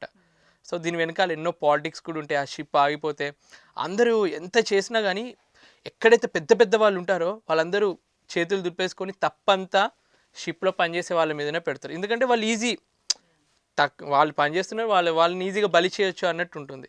కానీ వాళ్ళేం తప్పలేదు అందులో. ఆ రోజు అలా జరగడానికి ఇన్సిడెంట్ వెదర్ సరిగ్గా లేక చాలా హైట్ ఉంటుంది కదా షిప్, గాలి ఎక్కువ వచ్చేసరికి అది టర్న్ అయిపోయింది. ఎంత మనం వెళ్తున్నా కానీ కొన్ని ప్రకృతి వల్ల జరిగేటివి జరుగుతాయి, అలా ఇరుక్కుపోయేసరికి అయింది అంతే. కాబట్టి లాస్ అవుతే ఇక ఏదో ఒక రీజన్ చెప్పాలి కాబట్టి ఏదో ఒకటి చేస్తారు వాళ్ళు. మాటలో అన్నారు న్యాచురల్ కెలామిటీస్ గురించి మాట్లాడితే ఎలాంటి పరిస్థితులు ఎదురవుతాయి నడి సముద్రంలో? ఆ వాతావరణ పరిస్థితులు ఎట్లా ఉంటాయి అసలు? మీరు వెళ్ళినప్పుడు ఎలా ఉండేది? నేను ఫస్ట్ టైం వెళ్ళినప్పుడు అందరు అన్నారు ఏం బాగానే ఉంటుంది, కాకపోతే సీ సిక్నెస్ ఉంటుంది, సీ సిక్నెస్ అలలకి తట్టుకోవాలి, అలవాటు అయిపోతాయి. ఒక 1 వీక్ తర్వాత షిప్ జాయిన్ అయిన తర్వాత వెళ్తుంది, ఫస్ట్ టైం వెళ్తున్నప్పుడు అలవాటు చేసుకున్నాను. ఒకరోజు సడన్గా వెదర్ రఫ్ అయిందనమాట, పడుకున్నాను, సడన్గా కింద పడిపోయాను బెడ్ నుంచి వెళ్ళి. ఇప్పుడు షిప్ ఇలా ఉన్నది, ఇట్లా తిరిగితే మనం ఇన్ని రోజులు ఒక విధంగా పడుకోవడం అలవాటు, ఒకేసారి కింద పడిపోయేసరికి ఓహో ఇట్లనా అని చెప్పి నా పక్కన పిల్లోస్ ఎక్కువ పెట్టుకొని డిఫరెంట్ యాంగిల్లో పడుకోకుండా ఇట్లా కాళ్ళు మొత్తం అడ్డుగా పట్టుకొని అలా పడుకునేటోని అనమాట. సో ఆ అలలు ఎక్కువ ఉంటాయి షిప్లో. సముద్రంలో ఒక్కొక్క రోజు ఒక్కొక్క రకంగా బిహేవ్ చేస్తుంది. అది కూడా ఒక అమ్మాయి లాంటిది అనమాట సముద్రం. ఎందుకంటే తన మూడు బాగున్నప్పుడు చాలా ప్రశాంతంగా ఉంటుంది, తన కోపం వస్తే మాత్రం మొత్తం భరించలేమన్నమాట. కొన్ని వీడియోస్ నేను షూట్ చేసినవి ఉంటాయి, అలలు ఇలా మేము వెళ్తూ ఉంటాము, నిజంగా షిప్ లోపలికి వెళ్ళిపోయి బయటకు వచ్చింది అన్న లెవెల్లో అలలు ఉంటాయి. అవునండి, కొన్ని వీడియోస్ చూస్తాం కదా, చాలా భయం వేస్తుంది అసలు. ఆ టైంలో మీరు ఎలా ఉంటారు? ఆ టైంలో మేము ప్రికాషన్స్ తీసుకుంటాం, ఓపెన్ డెక్ మీదకి వెళ్ళాం. ఒక సిచ్యువేషన్ మీకు చెప్తాను, నేను ఫేస్ చేయలేదు కానీ కొందరు అలా వర్క్కి వెళ్ళారు, అలా వచ్చింది సడన్గా అలలోకి సముద్రంలోకి వెళ్ళిపోయాడు, మళ్ళీ అదే అలా అదృష్టం కొద్దీ అతన్ని అక్కడ ఆపింది. ఆయన ఎంత అదృష్టవంతుడు అయి ఉంటాడు. అది ఎప్పుడో ఒకసారి జరుగుతుంది, మ్యాక్సిమం అలా జరగదు. ఒక్కసారి సముద్రం తీసుకెళ్తే ఇక నువ్వే నా అని లోపలికి తీసుకెళ్ళిపోతుంది, అలా జరగడం అరుదు. అలా ఒక ఫ్రెండ్ దొరికాడు నాకు, తను అలా పొరపాటున జరిగింది, మళ్ళీ షిప్లోకి వచ్చాడు అనగానే నేను అనుకున్నా నువ్వురా నిజమైన అదృష్టవంతుడివి, లేకపోతే ఇప్పుడు నీతో ఈ మాట్లాడే డిస్కషన్ వచ్చేది కాదని. యా, కొన్ని అలలు ఎలా ఉంటాయంటే అంతసేపు బాగానే ఉంటుంది, సడన్గా వెదర్ రఫ్ అయిపోయి అలలు వచ్చేస్తాయి. అవి కొన్ని ప్రాణాలు కూడా పోయేట్టు ఉంటాయి. అలలు మనకు అనిపిస్తాయి సింపులే, ఒక్క అల వచ్చింది అనుకుంటాం, కానీ ఆ వాటర్ ఎనర్జీ అనేది చాలా స్ట్రాంగ్ ఉంటుంది. మీకు ఎప్పుడైనా అలా బ్యాడ్ సిచ్యువేషన్స్ ఎదురయ్యాయా క్లైమేట్ పరంగా? క్లైమేట్ పరంగా నాకు ఈ సునామీ వచ్చిన టైంలలో మీరందరూ ఇక్కడ చూసే ఉంటారు బయట ఎలా ఉంటుందో. సునామీ షిప్లో కూడా ప్రభావితం చూపిస్తుంది, ఆ సముద్రం దగ్గర కూడా ఉంటుంది. ఆ టైంలో మేము యాంకర్ వేసుకొని ఒక్క దగ్గర ఉండి ఆ షిప్ మూమెంట్ అవుతూ మాకు భయం వేస్తుంది. ఇప్పుడు మీకు ఎంత భయం ఉంటుందో లోపల ఉన్నాం మేము, ఇంకా మీరు ల్యాండ్లో ఎక్కడైనా వెళ్ళి పారిపోవచ్చు, కానీ అక్కడ మేము షిప్లోనే ఉండాలి. అటువంటి టైంలో భయం అవుతుంది. రఫ్ వెదర్ ఎక్కువ ఉన్నప్పుడు ఎప్పుడు అయిపోతుందిరా, ఎప్పుడు నార్మల్ అయిపోతుంది, ఏది తిన్నా కానీ వామిటింగ్స్ అయిపోతాయి, ఎంత తిన్నా కానీ వామిటింగ్స్ అవుతూనే ఉంటాయి. సో అలాంటి సిచ్యువేషన్స్ స్టార్టింగ్లో ఫేస్ చేశాను. తర్వాత ఎలా అయిపోయిందంటే నా బాడీ ఏం కాదులే, తింటాను, రఫ్ వెదర్ ఉంటే ఇంకెక్కువ తింటాను. కొంచెం తిన్నాను అనుకో, ఇప్పుడు బాటిల్లో కొన్నే వాటర్ ఉంటే బాగా ఊగిపోద్ది, అది నిండుగా ఉంచుకుంటే ఏం ఊగదు, మంచిగా ఉంటుంది. బాగా కడుపు నిండా తింటాను, ఏం కాదు అప్పుడు నాకు. అలా అనమాట, మనం ఈజీగా అలవాటు చేసేసుకుంటాం ఒక్కొక్క సిచ్యువేషన్కి. సో అది మన చేతుల్లోనే ఉంటుంది ఏదైనా కూడా. మీకు ముందే ఇండికేషన్ వస్తుందండి ఇప్పుడు క్లైమేట్ పరంగా ఇలా ఉంటుంది అని చెప్పి ఇండికేషన్ వాళ్ళు వెదర్ రూటింగ్ అని చెప్పి ప్రతిది ఇప్పుడు టెక్నాలజీ పెరిగింది కదా, మన టీవీలలో చూపించినట్టు ఈ వాతావరణం ఇలా ఉంటుంది అన్నట్టు మాకు షిప్కి ప్రతి గంటకి ఒక మెసేజ్ వస్తుంది. మేము ఒక ఓఎస్ స్టార్ట్ చేసే ముందు నెక్స్ట్ నెల రోజులు ఎలా ఉండబోతుంది, ఏ తుఫాను రాబోతుంది, కొన్ని సడన్గా జరిగేటివి కూడా ఉంటాయి. అవి వచ్చినప్పుడు కూడా ఇప్పుడు ఆగండి, షిప్ వేరే రూట్ తీసుకొని వెళ్ళండి, ఇప్పుడు వస్తుంది. ఒకవేళ సైక్లోన్ లోపల ఇరుక్కుపోయినా కానీ స్పీడ్ తక్కువ చేసుకొని కొంచెం ఆగండి. మరి తొందరపడి స్పీడ్కి వెళ్ళింది అనుకో, మీరు ఎంత ముందుకు వెళ్ళినా కానీ అది వెళ్ళదు ముందుకి. సో అవన్నీ ఉంటాయి, దాని తగ్గట్టు మేము ప్లాన్ చేసుకుంటాం. వెదర్ ఫోర్కాస్ట్ అయితే ఉంటుంది కానీ, బట్ చాలా ధైర్యంగా ఉండాలండి. మీరు చెప్తుంటే ఇంకా ఇంట్రెస్టింగ్గా ఉంది. సో అంటే ఇలాంటి టైంలో పర్టికులర్గా ఆ కోఆర్డినేషన్ అనేది ఉండాలి. ఉన్న 25 మంది కూడా ఆ కోఆర్డినేషన్ ఖచ్చితంగా కనపడాలి. Yes. సో ఏమైనా చిన్న చిన్న ఇష్యూస్ అనేవి జరుగుతాయా షిప్లో? అసలు అందరూ ఒక మాట మీద ఉంటారా? ఎలా? షిప్లో మ్యాక్సిమం ఉంటారు. ఇప్పుడు నేను వర్క్ చేసింది ఒక 10 మంది nationalities, Ukraine, Russian, USA, China, ఇట్లా ఒక్కొక్క కంట్రీ నుంచి వచ్చిన వాళ్ళందరం ఉంటాము. వాళ్ళందరి కల్చరల్ డిఫరెన్సెస్ వేరేలా ఉంటాయి. వాళ్ళందరినీ హ్యాండిల్ చేయడం, నేను మేనేజ్మెంట్ లెవెల్లో కదా, నా ఇంజన్ డిపార్ట్మెంట్ని నేను హ్యాండిల్ చేయాలన్నమాట. నా కింద ఒక 10 మంది ఉన్నారనుకో, ఒక్కొక్కరు ఇద్దరు ఒక్కొక్క దేశానికి ఉన్న వాళ్ళిద్దరు వాళ్ళ భాషలో మాట్లాడుకోవడము అట్లా చేస్తూ ఉంటే నేను చెప్తానమాట. మనం అందరం కలిసినప్పుడు ఇంగ్లీష్ కామన్ లాంగ్వేజ్ ఏదైతే ఉందో వాళ్ళ కల్చర్కి తగ్గట్టు నేను మేనేజ్ చేస్తూ ఉంటాను. ఇప్పుడు వాళ్ళ ఇండిపెండెన్స్ డే, వాళ్ళ ఫెస్టివల్స్ వచ్చినప్పుడు వాళ్ళకి లీవ్ ఇవ్వడము అట్లా. ఇప్పుడు నేను ఇండియన్ కాబట్టి నా ఇండియా ఫెస్టివల్స్ని నేను ఫాలో అవుతా అన్నట్టు ఉండకూడదు. ఒక్కసారి షిప్కి వెళ్ళింది అనుకో, జగమంతా కుటుంబం నాది అన్నట్టు అక్కడ ప్రతి ఒక్క దేశం వాళ్ళు నా ఫ్యామిలీ లాగానే అనుకొని వాళ్ళని ట్రీట్ చేయాల్సి ఉంటుంది. ఒకవేళ నాతో పాటు ఒక ఇండియన్ ఎక్స్ట్రా ఉన్నాడు అనుకో, వాడికి ఎక్కువ ప్రియారిటీ కూడా నేను ఇవ్వలేను, ఎందుకంటే నేను వాళ్ళందరినీ ఈక్వల్గా ట్రీట్ చేయాలి కాబట్టి. ఒకవేళ ఇండియన్సే ఉన్నారనుకో, నిజం చెప్పాలంటే ఏదో ఓవర్గా చెప్తున్నా అనుకుంటారు, ఇండియన్స్తో వర్క్ చేయడం కన్నా వేరే దేశం వాళ్ళతో వర్క్ చేస్తే ఇంకా ఎక్కువ మనము స్ట్రాంగ్గా ఫీల్ అవుతాం. వేరే వాళ్ళతో వర్క్ చేస్తే ఇంకా డిఫరెంట్ కల్చర్స్ మనకు తెలుస్తుంది.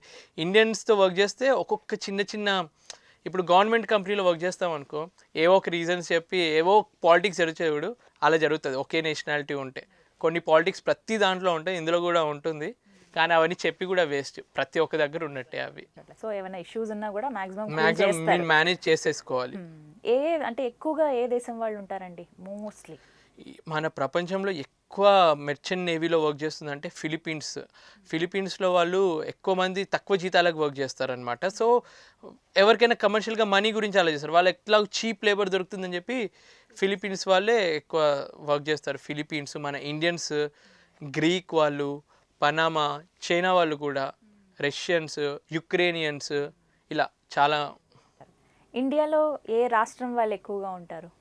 ఇండియాలో ఎక్కువ మనం అనుకుంటాం కానీ ఈ గవర్నమెంట్ జాబ్లలో బీహార్ వాళ్ళు ఎక్కువ ప్రిఫర్ చేస్తారు. వాళ్ళ దగ్గర సముద్ర తీరం లేకపోయినా కానీ అక్కడి నుంచి వచ్చిన వాళ్ళు, నేను ఆశ్చర్యపోతాను, ఈ ఆంధ్రప్రదేశ్ ఇంత పెద్ద కోస్టల్ లైన్ నుండి మనోళ్ళు ఎక్కువ వెళ్ళకుండా ఈ బీహార్ నుంచి వాళ్ళందరికీ ఎక్కడి నుంచి ఆ గవర్నమెంట్ జాబ్ జీతాలు ఎక్కువ అన్న విషయం తెలిసి వాళ్ళు అప్లై చేసి వాళ్ళు వస్తున్నారు.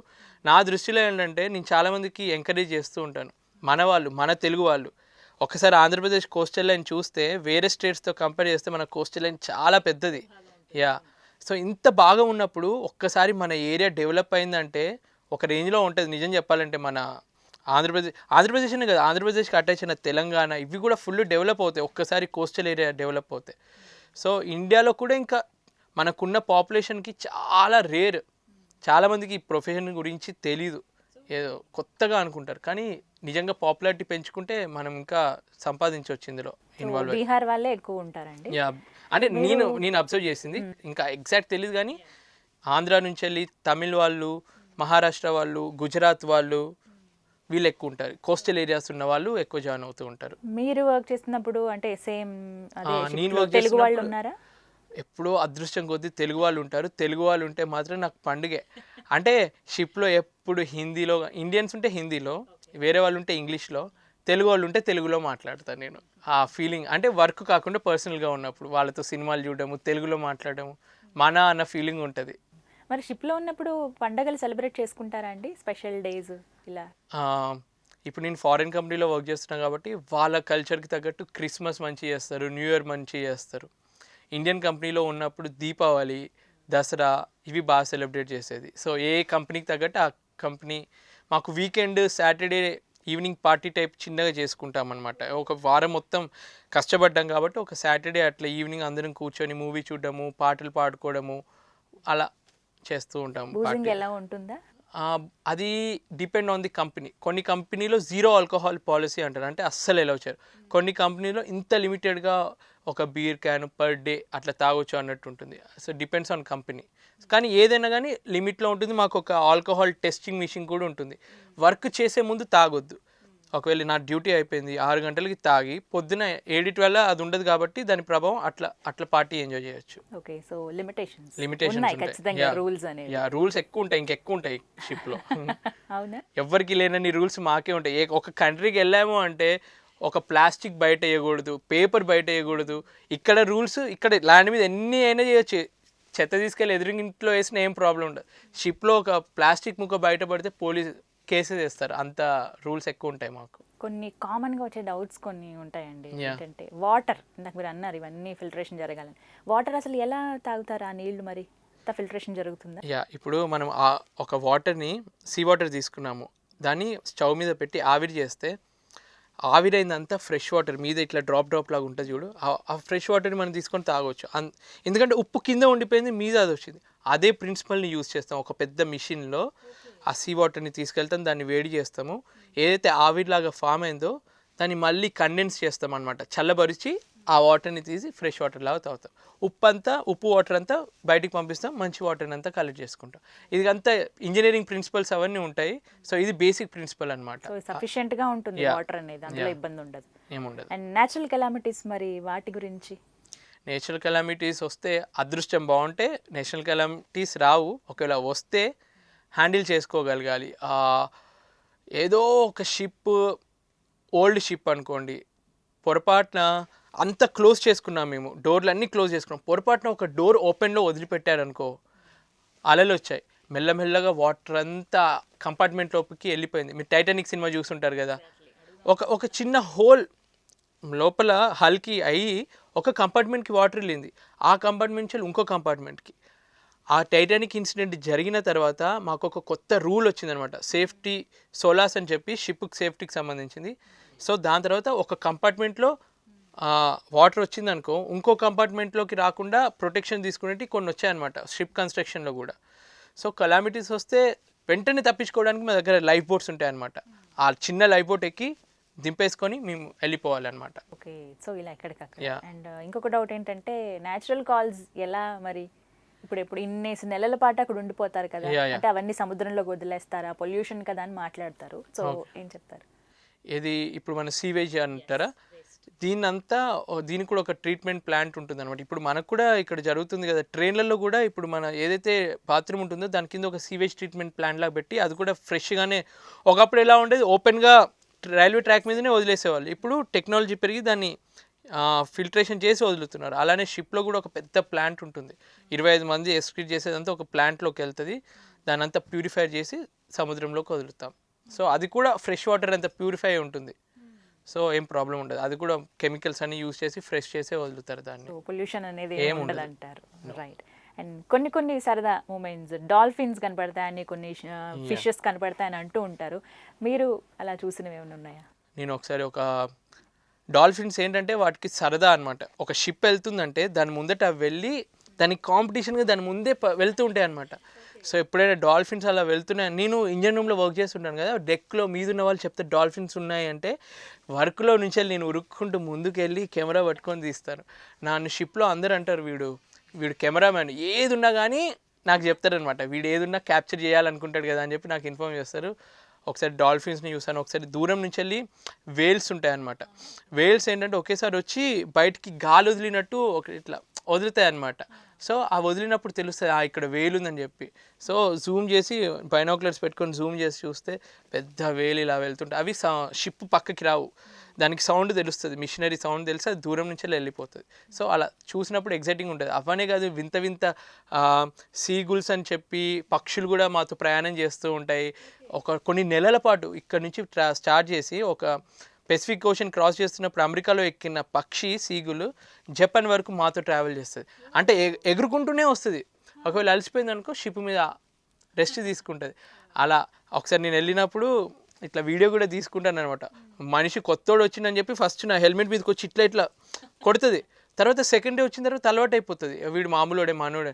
నెక్స్ట్ డే నేనే కొంచెం ఫుడ్ తీసుకెళ్ళి పెట్టాను అనుకో, మాకు వ్యక్తుల కన్నా ఇట్లా వాటిలో కూడా ఫ్రెండ్స్ అయిపోతారు అనమాట. పక్షులు కూడా ఫ్రెండ్స్ అయిపోతాయి. సో అక్కడ నడి సముద్రంలో ఫ్రెండ్స్ కూడా దొరికేస్తారు మీకు హ్యాపీగా. సో వాటితో ఆ కాంపిటీషన్ అనేది ఉంది. ఎక్కువగా డాల్ఫిన్స్ గురించి చెప్తూ ఉంటారు చాలా డాల్ఫిన్స్ మంది, అంటే అవి అదొక సరదాగా ఎగ్జైట్మెంట్, ముద్దుగా ఉంటాయి కదా అవి చూడడానికి, ఆడుకుంటూ వెళ్తూ ఉంటాయి మన షిప్కి పోటీగా, అందుకే ఎక్కువ మంది ఇష్టపడతారు వాటిని చూడడానికి. అవి ఫ్రెండ్లీగా ఉంటాయి, అవి హార్మ్ చేసేటివి ఉండవు, సో అందుకే ఎంజాయ్ చేస్తారు పిల్లలు. అండ్ టైటానిక్ గురించి ఇందాక అన్నారు కాబట్టి కామన్గా అలాంటి ఐస్ బర్గ్స్ ఏమైనా అడ్డం వస్తాయా అండి? మీరు అలాంటి ప్లేసెస్కి వెళ్ళారా ఎప్పుడైనా? నేను ఒకసారి వరల్డ్లోనే సౌత్ అమెరికా మీరు తీసుకుంటే, సౌత్ అమెరికా కింద అంటార్టికాకి దగ్గరలో ఉంటుంది అనమాట. ఆ పాయింట్ దగ్గర ఆల్మోస్ట్ -10 అలాంటి టెంపరేచర్ ఉన్న ప్లేస్ కూడా వెళ్ళాను. సో ఐస్బర్గులు ఉన్న మా వెదర్ రూటింగ్ అంతా ముందే ప్లాన్ చేసుకుంటాం. ఎక్కడైతే ఐస్బర్గులు లేవో ఆ రూట్లోనే వెళ్తాం. ఒకవేళ పెద్ద ఐస్బర్గ్ ఉంటే చిన్న ఐస్బర్గ్ని క్రాస్ చేసుకుంటూ వెళ్ళగలం, కానీ పెద్ద వాటిని క్రాస్ చేయలేము. ఐస్ కట్ చేసుకొని వెళ్ళే షిప్పులు కొన్ని ఉంటాయి, హల్ అట్లా కన్స్ట్రక్ట్ చేస్తారు, షార్ప్ ఎండ్ ఉంటుంది, అది వెళ్ళిందంటే ఐస్ని కట్ చేసి వెళ్తుంది. ఆ షిప్లో అయితే ప్రాబ్లం లేదు, మామూలు షిప్లో అయితే ప్రాబ్లం అవుతుంది. సో ఆ షిప్లో ఆ రూట్ని ఎంచుకోవు. ఒకవేళ అలా వెళ్ళాలి అంటే దానికి స్పెషల్ షిప్పులు ఉంటాయి, ఐస్ నుంచి వెళ్ళే షిప్పులు, ఐస్ బ్రేకర్స్ అని అంటారు వాటిని. సో ముందుగానే మీకు ఉంటుంది, ఆ రూట్లోనే వెళ్ళాలి అని ఉంటుంది. ఇప్పుడు మనకు ఒక ట్రాఫిక్ రూట్ ఎలా ఉంటుందో షిప్ కూడా ఒక జనరల్ రూట్ ముందే ప్రిపేర్ చేసుకుంటాం మేము, ఈ రూట్లో వెళ్ళాలి అని చెప్పి. ఎక్కడైతే ఏ ఆపద లేకుండా ఉన్న రూట్ని ఎంచుకొని వెళ్తాం మేము. సో ఆ జాగ్రత్త అనేది ఖచ్చితంగా ఉంటుంది. ఇప్పుడు టెక్నాలజీ పెరిగింది, శాటిలైట్స్ ద్వారా తెలుస్తుంది ఎక్కడ ఐస్బర్గ్ ఉంది, ఎక్కడ లోతు ఎంత ఉంది, అన్నీ తెలుస్తాయి. ఎప్పుడైనా ప్యాసింజర్ షిప్స్ వెళ్తున్నప్పుడు అవేమన్నా ప్రాబ్లం వచ్చి ఆగిపోయినవి, మీరు సేవ్ చేసిన సందర్భాలు ఇలా ఏమన్నా ఉన్నాయా? మొన్న ఫస్ట్ టైం నా లైఫ్లో 12 years of my shipping career, ఒకరోజు మా రూట్లో మేము వెళ్తున్నాం. మా కమర్షియల్ షిప్స్ ఒక పోర్ట్ నుంచి ఇంకో పోర్ట్కి ఈ టైంకి రీచ్ అవ్వాలి, ఈ మినిట్లో రీచ్ అవ్వాలని రూల్ ఉంటుంది.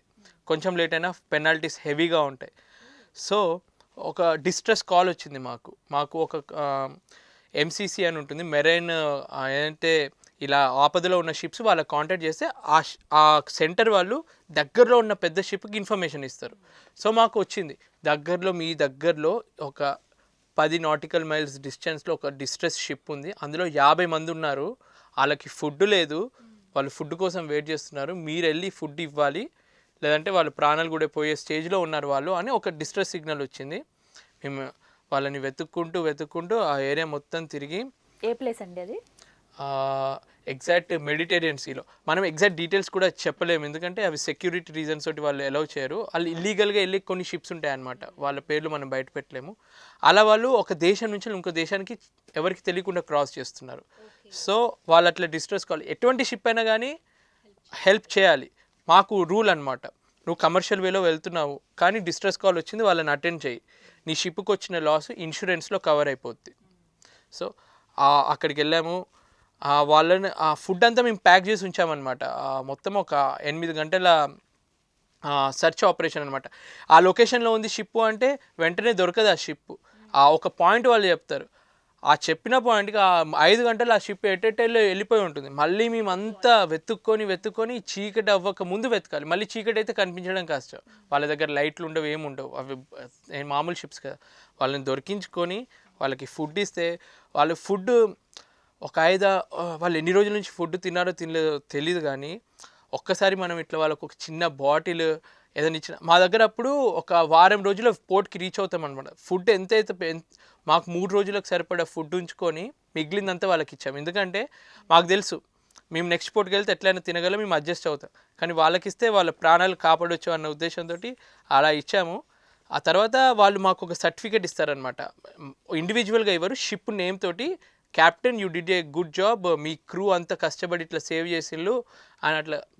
దీనివల్ల మాకేం మనీ రాదు, కాకపోతే మనీ కన్నా ఎక్కువ వాళ్ళ కళ్ళల్లో ఏదైతే ఒక సాటిస్ఫాక్షన్ ఉంటుంది చూడండి, వాళ్ళని కాపాడాము మనము. ఇప్పుడు మాకేం గుర్తింపు రాదు, అబ్బా వాళ్ళని కాపాడాము, ఇట్లా ఫోటోలు తీసుకొని సోషల్ మీడియాలో పెట్టేటట్టు కూడా ఉండదు, ఎందుకంటే అవన్నీ సీక్రెట్గా జరిగేటివి, మనం మానవతా దృక్పథంతో చేయాల్సినవి. అవి హ్యాపీనెస్ ఇస్తుంది మనకి, ఎంత కమర్షియల్గా వెళ్ళినా కానీ ఇట్లా చిన్న నాకు అదృష్టం అనిపిస్తుంది. అందులో ఏంటంటే నాది రెస్క్యూ టీంలో నేను ఉంటానన్నమాట. ఇప్పుడు ఇలాంటి ఆపద జరిగింది, ఒక షిప్ వాళ్ళని రక్షించాలి అంటే ఒక రెస్క్యూ బోట్ వేసుకొని నా షిప్కి వెళ్ళాలన్నమాట, నాతో పాటు 4 ఉంటారు. అలాంటి టీంలో నేను ఒక ర్యాంక్ అనమాట, ఇంజనీర్ని, ఒక చీఫ్ ఆఫీసర్, 3 క్రూ ఉంటారు. సో అలాంటి అదృష్టం ఎప్పుడో కానీ రాదు, అదృష్టం నాకు రక్షించడానికి, పాపం వాళ్ళకి దురదృష్టమే అంటే అలాంటి సిచ్యువేషన్లో ఉన్నందుకు. బట్ ఇది ఎప్పుడో కానీ జరుగుద్ది, కానీ అట్లా రక్షిస్తే మాత్రం ఇన్ని రోజులు నేర్చుకున్న ట్రైనింగ్కి అబ్బా ప్రాక్టికల్గా ఇప్పుడు మనం రియల్గా వాళ్ళని హెల్ప్ చేసామన్న ఒక ఫీలింగ్ ఉంటుంది. సో ఆ ప్రౌడ్ మూమెంటే కదా అవన్నీ. యా ప్రౌడ్ మూమెంటే అది. మరి మెరైన్ ఇంజనీర్స్కి శాలరీ ఎంత ఉంటుందండి, ఎలా? మెరైన్ ఇంజనీర్స్ శాలరీ ఒక్కొక్కరికి ఒక్కొక్కలా ఉంటుంది. Government company, shipping corporation of ఇండియాలో అన్నిటికన్నా తక్కువ జీతాలు ఉంటాయి. ప్రైవేట్ కంపెనీస్లో ఎక్కువ ఉంటాయి జీతాలు. ఇప్పుడు జూనియర్ ర్యాంక్ ఎవరైతే 5th ఇంజనీర్ ఉన్నారో వాళ్ళకు ఒక 50,000 నెలకు వస్తుంది అనుకో. ఓన్లీ పని చేసినప్పుడే జీతం. ఇప్పుడు లీవ్లో ఉన్నప్పుడు జీతం ఉండదు. సో ఉన్నప్పుడే ఎక్కువ జీతాలు ఇచ్చేస్తారు. 4th ఇంజనీర్కి నేను ఇండియన్ రూపీస్లో చెప్తున్నా, యాక్చువల్గా డాలర్స్లో ఇస్తారు ప్రైవేట్ కంపెనీలో. ఇండియన్ రూపీస్లో 4th ఇంజనీర్కి 3rd ఇంజనీర్కి ఒక 2,50,000 వరకు వస్తుంది. ఒక 2nd ఇంజనీర్కి డిపెండ్స్, వాడు పెద్ద కంపెనీలో ఎక్కువ ఎక్స్పీరియన్స్ తోటి ఉన్నాడు అనుకో, నెలకి వాడు 4 లక్షలు రావచ్చు, 5 లక్షలు రావచ్చు. అదే గవర్నమెంట్ కంపెనీలో ఎస్సీఐ లాంటి కంపెనీలో ఉంటే వాళ్ళకి 2.5 lakhs వస్తుంది 2nd ఇంజనీర్కి. చీఫ్ ఇంజనీర్కి ఒక 50,000 ఎక్కువ ఉండే ఛాన్స్ ఉంటుంది. అందుకే జనాలు అందరూ ఎక్కువ అట్రాక్ట్ అవుతారు. ఇది ఎప్పుడు తెలుసా, చాలా కష్టపడి కాంపిటీషన్ అంతా తట్టుకొని ఫిల్టర్ అయిన తర్వాత లాస్ట్కి ఇది వస్తుంది, ఇంత శాలరీ వస్తుంది.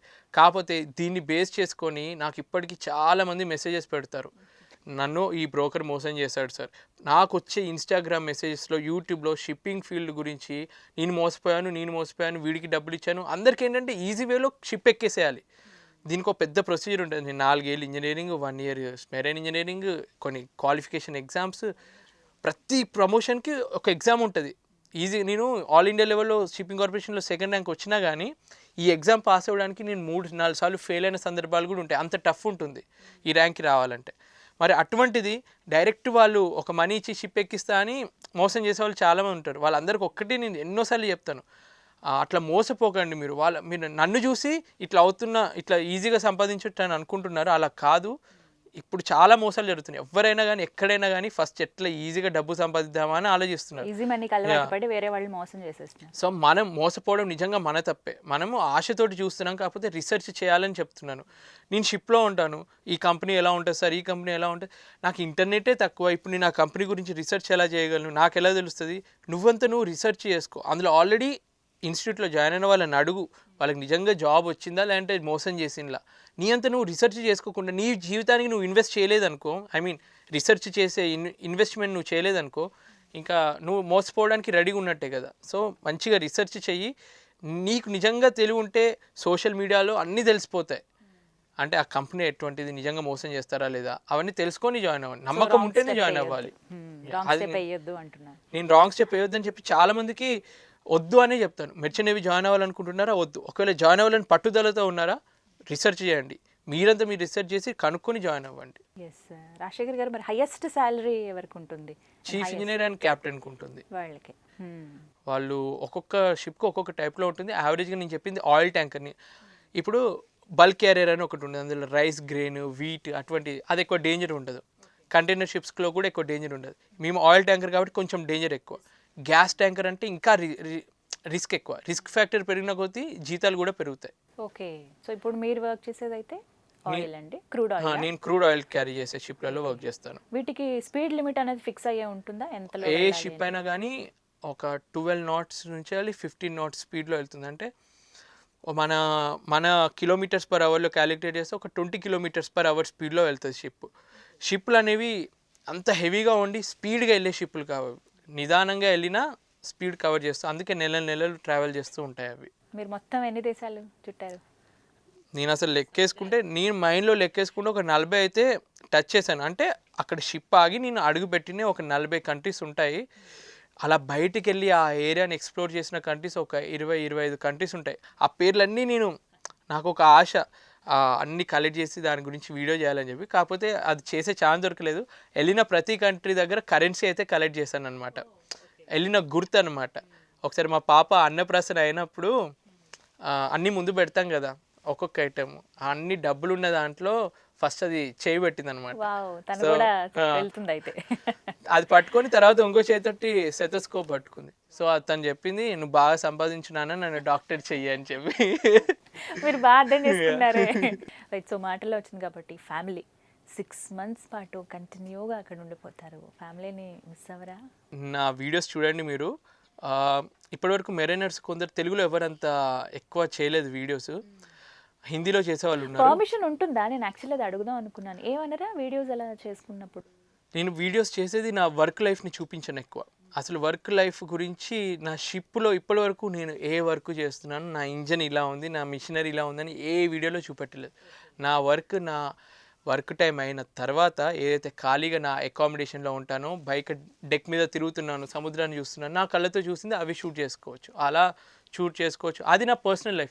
షిప్లో నేను ఖాళీ టైంలో ఉన్నా. కొందరు స్టాక్ మార్కెట్లో ఇన్వెస్ట్ చేయాలని అనుకుంటారు, వాళ్ళు ఇంటర్నెట్ యూస్ చేసి ఇన్వెస్ట్ చేసినట్టే నా టైంని నేను నా వీడియోస్ కోసం ఇన్వెస్ట్ చేస్తున్నాను. సో ప్రాబ్లం ఉండదు, నా ప్రాబ్లం ఏమి ఉండదు. ఫ్యామిలీకి వీడియో కాల్స్ చేయటం. యా, ఇంటర్నెట్ కాస్ట్ ఎక్కువ. ఇప్పుడు శాటిలైట్ తోటి నడుస్తుంది, ఒక 100 MB $20 కాస్ట్ అలా ఉంటుంది. సో మ్యాక్సిమం తక్కువ.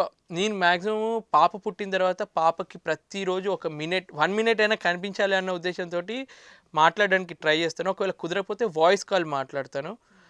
ఒకవేళ అది కుదరలేదు అంటే మెసేజెస్ అయితే అద్వితితో చేస్తూ ఉంటాను, ఇంట్లో వాళ్ళతో చేస్తాను. ఏదైనా పోర్ట్కి వెళ్ళినప్పుడు అయితే ఫస్ట్ నా గోల్ ఏముంటుందంటే అక్కడ ఏజెంట్ కానీ ఎవరైనా ఉంటే సిమ్ కార్డ్ ఇవ్వండి రా బాబు, మీ కంట్రీ సిమ్ కార్డ్ ఇవ్వండి అని చెప్పి అక్కడ సిమ్ కార్డ్ తీసుకొని వెంటనే వీళ్ళకి వీడియో కాల్ చేసే ముందు ఫస్ట్ నా ఏముంటుందంటే నేను ఇప్పటివరకు ఎడిట్ చేసిన వీడియోస్ అన్నీ వాళ్ళకి పంపడం ఫస్ట్ ఉంటుంది, తర్వాత వీడియో కాల్ చేస్తూ ఉంటాను. సో మిస్ అయితే అవుతారు, బట్ ఫోన్స్ ఇప్పుడు అంత టెక్నాలజీ పెరిగిపోయింది కాబట్టి ఆ ప్రాబ్లం అనేది ఉండదు. బట్ గుర్తొస్తూ ఉంటారు కదా ఆ టైం. చాలా అంటే నేను బయట ఎక్కువ ఎగ్జిబిట్ చేయను, కానీ ఇప్పుడు మా పాప పుట్టినప్పుడు నేను లేను, నా పాప ఫస్ట్ బర్త్డేకి లేను. ఇట్లా ఏంటంటే ఎప్పుడైతే డాడీకి హార్ట్ స్ట్రోక్ వచ్చినప్పుడు కానీ కొన్ని సిచ్యువేషన్స్ ఏంటంటే మనం పక్కనుంటే బాగుండు అనే సిచ్యువేషన్స్ ఎన్నో ఉంటాయి లైఫ్లో, అవన్నీ కొన్ని మిస్ అవుతూ ఉంటాము. అవి డిసడ్వాంటేజ్. మెయిన్ షిప్పింగ్ ఫీల్డ్లో జీతాలు ఎక్కువ ఉండడానికి రీజన్ నేను ఇదే అనుకుంటాను. ఎందుకంటే మనిషికి కావాల్సిన సోషల్ లైఫ్ మిస్ అవుతున్నాం కాబట్టి ఇది మాకు ఇస్తున్నారని మేము అనుకుంటాం అంతే. సో ఖచ్చితంగా ఆ మిస్సింగ్ అనేది ఉంటుంది తప్పకుండా. ఆ మిస్సింగ్ నాకు ఒక్కడిగానే కాదు, నేను ఎలాంటి పొజిషన్లో ఉంటానంటే నేను ఒకవేళ బాధలో ఉన్నాను, మా పాప బర్త్డే మిస్ అయ్యాను, అదొక చిన్న లోటు నాకు. అదే సిచ్యువేషన్కి నా జూనియర్కి వాళ్ళ అమ్మ చనిపోయి ఉంటుంది, షిప్ నడి సముద్రంలో ఉంది, వాడు వెళ్ళలేడు ఇంటికి. కోవిడ్ స్టేజ్లో నిజంగా నాకు ఎదురైన ఒక సమస్య. అతనితో వర్క్ చేయించుకోవాలి, ఎందుకంటే షిప్ నడవాలంటే నేను వాళ్ళతో వర్క్ కూడా చేయించుకోవాలి. ఆ రోజు పొద్దునే వాడికి తెలిసింది వాళ్ళ మదర్కి కోవిడ్ వచ్చి సడన్గా సీరియస్ అయ్యి చనిపోయారని చెప్పి. ఎంత వాడు ఎమోషనల్గా ఫీల్ అవుతున్నాడు. అంటాడు, నేను రూమ్లో ఉంటే నేను రూమ్లో ఉన్నాను అనుకో సైకలాజికల్ డిస్టర్బ్ అయిపోతాను సార్, నేను మీతోటే వర్క్ చేస్తాను అని అంటాడు. కానీ ఎంత వర్క్ చేసినా నాకు మళ్ళీ లోపల నాకు ఇటువంటి సిచ్యువేషన్ వస్తే నేను ఎట్లా తట్టుకోగలను, నా జూనియర్ ఇంత స్ట్రాంగ్గా ఎలా ఉండగలుగుతున్నా, నేను వాళ్ళని చూసి ఇన్స్పైర్ అవుతాను. అప్పుడప్పుడు నేను సీనియర్ అయినా కానీ నేను అప్పుడప్పుడు జూనియర్స్ని చూసి ఇన్స్పైర్ అయిన సందర్భాలు ఎన్నో ఉంటాయి, వాళ్ళ దగ్గర నుంచి నేర్చుకున్న సందర్భాలు ఎన్నో ఉంటాయి. అప్పుడు నేను ఫీల్ అవుతాను, నేను పాప బర్త్డేకి మిస్ అయింది చాలా చిన్న విషయము, పాపం వాడు ఇంకెంత ఫీల్ అవుతున్నాడు. ఈ కంపారిజన్స్ ఇలాంటి వాటిలో నేను చేసుకుంటాను. మనం ఎప్పుడు ఆడెంత సంపాదిస్తున్నాడు, నా జీతం ఇంత అని కంపేర్ చేసుకునే బదులు వాడి బాధ కన్నా నా బాధ ఎంత తక్కువరా అని ఆలోచించుకుంటే హ్యాపీగా ఉండగలం మనం. పాజిటివిటీ, ఆ అట్మాస్ఫియర్ కంప్లీట్గా మనం క్రియేట్ చేసుకుంటే ఎంత దూరమైనా వెళ్ళగలం. నా పొజిషన్లో నేను ఎలా ఉంటుందంటే కొన్ని వీడియోస్ నేను పెడతాను, షిప్లో వర్క్లో అందరు బిజీగా ఉంటారు, ఒక స్విమ్మింగ్ పూల్ ఉంటుంది, అక్కడ అందరినీ గ్యాదర్ చేస్తాను. ఈరోజు వర్క్ అయిపోయింది కదా, మొత్తం మీరు ఆడుకోవాలి, 1 hour స్విమ్మింగ్ పూల్లో ఆడుకోవాలి. లేదంటే ఒక ఇంజన్ రూమ్లో ఒక ప్లేస్లో ఐసోలేటెడ్ ప్లేస్లో బాస్కెట్ బాల్ది ఒకటి తయారు చేయించి అక్కడ పెట్టించి బాల్ ఆల్రెడీ ఒకటి ఉంటుంది, ఆ బాల్ తోటి ఆడుకోండి. ఏంటంటే అప్పటి వరకు వర్క్లో అప్పుడప్పుడు కోపాలు తాపాలు ఉంటాయి, నీ వల్ల ఇది చేయలేదురా, నువ్వు ఇది చేయలేదు, నువ్వు స్పానర్ సరిగ్గా ఇవ్వలేదు, ఏదో ఒకటి జరుగుద్ది. ఒక్కసారి అంతా మర్చిపోయి వీళ్ళతో ఆడిపించాను అనుకో, స్విమ్మింగ్ పూల్ అట్లా వదిలేసాను అనుకో, వాళ్ళు ఈజీగా కలిసిపోతారు. నాకు ఇవన్నీ టెక్నిక్లు మెల్లమెల్లగా నేర్చుకున్నాను ఈ రోల్కి వచ్చిన తర్వాత. సో ఇవన్నీ తెలుసుకున్నారనమాట. రైట్. రాజశేఖర్ గారు, లాంగ్ జర్నీ. ఎన్ని ఇయర్స్ అండి ఎక్స్పీరియన్స్? ఇప్పుడు ఆల్మోస్ట్ 12 years అయింది experience. Long way to go. ఇంకా మీరు చీఫ్ ఇంజనీర్ అవ్వాలని కోరుకుంటున్నాము. చాలా ఎక్స్ప్లెయిన్ చేశారు, మాకు డౌట్స్ అన్ని కూడా క్లియర్ అయిపోయాయి, తెలిసిపోయింది అసలు మేమే షిప్లో ఉన్నట్టుగా, అంత క్లియర్గా ఎక్స్ప్లెయిన్ చేశారు మీరు. చాలామంది ఎన్నో రోజుల నుంచి నన్ను అడుగుతున్న క్వశ్చన్స్ ఇవి, నాకు చెప్పే అవకాశం దొరికింది. ఎక్కువ మందికి తెలిస్తే ఎవరికైనా ఇంట్రెస్ట్ ఉంటే దీని గురించి తెలుసుకోండి. బట్ ఒక్కటి మాత్రం చెప్తున్నాను, మీరు షిప్పింగ్ జాయిన్ అవ్వాలి అనుకుంటే అబ్బా వీడు మంచి యూట్యూబర్ బాగా సంపాదిస్తున్నాడు ఈజీగా ఉంది అని అనుకోకండి. ఈ యూనిఫాము బయటికి కనిపించడానికి ఇలా ఉంటుంది, రియల్ లైఫ్లో నా డ్రెస్ మొత్తం మొత్తం ఆయిల్తో నిండిపోయి చేతులంతా నల్లగా ఉండి కష్టంతో నిండి ఉంటుంది. సో ఆ కష్టాన్ని మీరు భరించి ఎటువంటి బ్రోకర్లకి, ఏజెంట్లకి, డబ్బులకి మోసపోకుండా న్యాయంగా జాయిన్ అవ్వగలిగితే జాయిన్ అవ్వండి. ఎస్, మంచి మాట చెప్పారు. Thank you so much Rajasekhar గారు. Thank you very much.